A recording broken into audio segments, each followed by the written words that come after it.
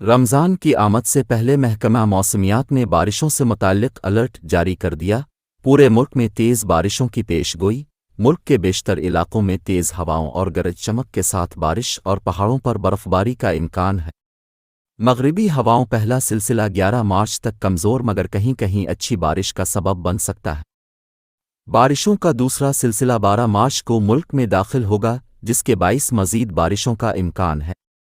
بلوچستان سمیت خیبر پختونخوا میں تیز ہوا گرج چمک کے ساتھ اچھی بارش اور پہاڑوں پر برف باری کا امکان پایا جا رہا ہے۔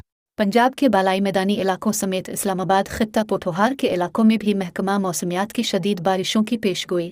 11 مارچ سے 14 مارچ کے دوران اسلام آباد، مری، گلیات، راولپنڈی، اٹک، چکوال، تالا گینگ، جہلم، منڈی بہاؤدین، گجرات، گجراوالا، حافظ آباد، سیالکوٹ، نارووال، لاہور، اوکاڑا، فیصل آباد، ٹوبہ ٹیک سنگھ، جھن، خوشاب، بھکر، سرگودھا اور میاں والی میں تیز ہواؤں اور گرج چمک کے ساتھ بارش اور چند مقامات پر موسلا دھار بارش کا امکان ہے۔